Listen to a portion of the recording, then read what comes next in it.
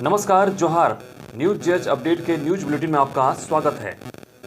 आज के इस न्यूज बुलेटिन में झारखंड के हर महत्वपूर्ण खबर को आपको हम बताएंगे, तो आप बने रहें हमारे साथ अंत तक। ई पास बाध्यता खत्म करने की मांग को लेकर दायर याचिका झारखंड हाईकोर्ट ने की खारिज। कोर्ट ने कहा, सब्जी और दूध लाने के लिए मोटरसाइकिल से जाने की जरूरत नहीं, लोग पैदल चलकर भी यह काम कर सकते हैं। हाईकोर्ट के chief justice doctor Ravi Ranjan और जस्टिस सुजीत नारायण प्रसाद की बेंच ने इस मामले से जुड़े सभी पक्षों को सुनने के बाद इस याचिका को खारिज कर दी। वाहन चालकों के लिए ड्राइविंग लाइसेंस को लेकर परिवहन विभाग ने दी बड़ी राहत। अब कोरोना कर्फ्यू के समय वैलिडिटी खत्म होने वाले डीएल की अंतिम तिथि को बढ़ा दी है। परिवहन विभाग ने ड्राइविंग लाइसेंस सहित अन्य दस्तावेज के समय सीमा 1 जुलाई तक बढ़ा दी है। चालकों की लाइसेंस की वैधता 26 अप्रैल के बाद खत्म हो रही हो तो उनको 1 जुलाई तक का समय दिया जाएगा। जिनके लाइसेंस बन चुके हैं और कोरोना कर्फ्यू की वजह से अस्थायी लाइसेंस नहीं बन सके हैं, उन्होंने दोबारा लर्निंग लाइसेंस के लिए आवेदन नहीं करना होगा। वहीं जिन लोगों के लाइसेंस की तिथि अप्रैल के अंतिम सप्ताह में खत्म हो चुकी है अथवा मई में खत्म हो रही है, उनको अतिरिक्त समय भी मिलेगा।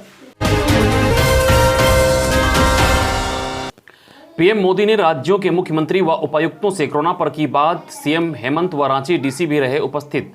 बैठक में प्रधानमंत्री ने कोरोना के हालात का लिया जायजा।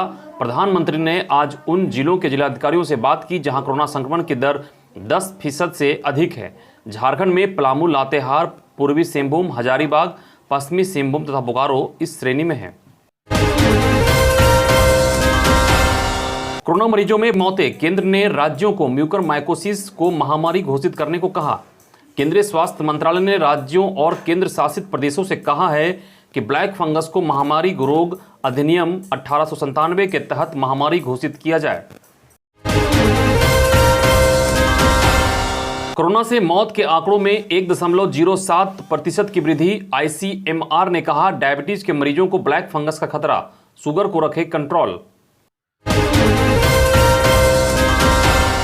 झारखंड, बिहार और पश्चिम बंगाल के रेल यात्रियों को लगा बड़ा झटका। झारखंड रेलवे ने लगभग 1 दर्जन ट्रेनों को किया रद्द। इन ट्रेनों में रांची धनबाद इंटरसिटी, रांची देवघर इंटरसिटी, धनबाद गया इंटरसिटी और Dhanbad Howrah black diamond express शामिल है। झारखंड सरकार की सुप्रीम कोर्ट से गुहार। कहा, हमारे राज्य की 48% आबादी को नहीं है डिजिटल ज्ञान। हमें कोविन ऐप की जगह अमृत वाहिनी ऐप से टीका के लिए रजिस्ट्रेशन को मिले छूट। ज्ञात हो कि सरकार की तरफ से अमृत वाहिनी ऐप तैयार किया गया है। इस ऐप को मंजूरी दिलाने के लिए सुप्रीम कोर्ट की शरण ली है। तीसरी लहर को लेकर हाईकोर्ट हुआ सख्त। तैयारियों को लेकर राज्य सरकार से मांगा रिपोर्ट। सरकार को अगले सप्ताह देनी है रिपोर्ट। साथ ही अदालत ने सरकार से राज्य के जिला अस्पतालों की सुविधाओं की भी मांगी जानकारी। यह बताने को कहा कि इन अस्पतालों में क्या क्या है इंतजाम, क्या किए जा रहे हैं, शिशु वार्ड में कौन कौन सी सुविधाएं हैं और कौन सी सुविधाएं बढ़ाने की तैयारी की जा रही है। जिला अस्पतालों में बच्चों के आईसीयू और इलाज की आधुनिक व्यवस्था कितनी है। हजारीबाग के बरही चौक में 2 ट्रकों के भीषण टक्कर में लगी भयंकर आग। आग के तेज लपटे से किनारे खड़ी 2 वाहन भी जलकर हुई खाक। प्राप्त जानकारी के अनुसार ट्रक की टक्कर से ट्रक के डीजल की में लगी आग और देखते ही देखते कोयला लदे ट्रक से आग विकराल रूप ले लिया। मुख्यमंत्री हेमंत सोरेन की घोषणा। कोरोना संक्रमित शव का निःशुल्क दाह संस्कार हो रहा खोखला साबित। प्रशासन और नगर निगम की ढिलाई के कारण अधिकांश घाटों पर शव दाह के लिए हो रही है सौदेबाजी। शव जलाने वाले युवक 10 से 17 हजार की कर रहे हैं मांग। झारखंड में लॉकडाउन के दौरान आवागमन करने की अनुमति के लिए ई पास बनवाने की मची होड़। अब तक 14,56,000 लोगों ने बनवाए ई पास।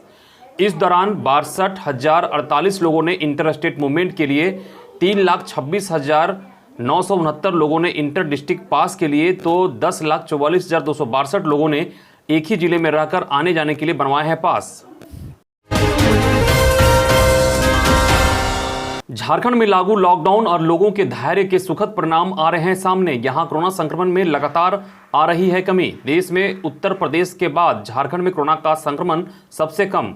पॉजिटिविटी रेट 4% से भी कम।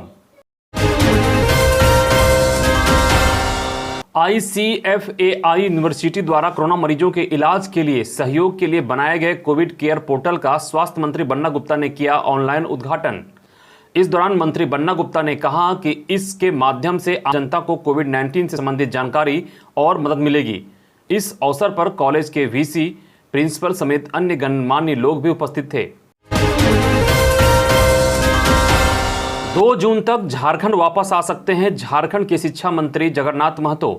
चेन्नई के MGM हॉस्पिटल से इन्हें मिली छुट्टी। फिलहाल अगले और 10 दिन तक चिकित्सकों की देखरेख में चेन्नई में ही रुके रहेंगे।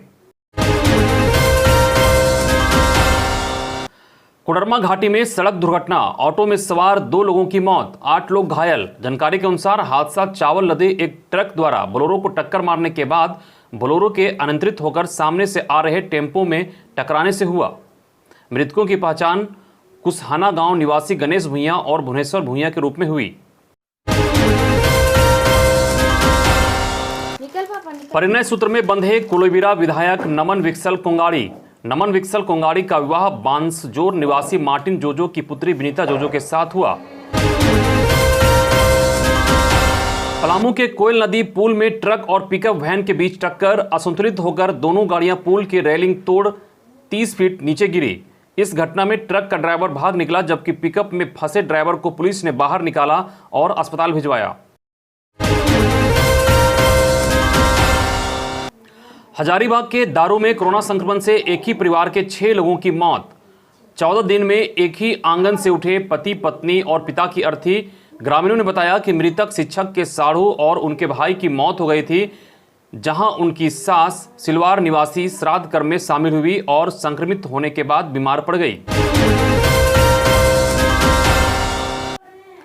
गढ़वा प्रखंड मुख्यालय के भीतर भंडरिया टोला में 2 दिनों के अंदर चाचा भतीजे की मौत। PPE किट के इंतजार में 30 घंटे पड़ा रहा शव। अंतिम संस्कार के लिए गांव टोले के लोग भी हिम्मत नहीं जुटा पाए।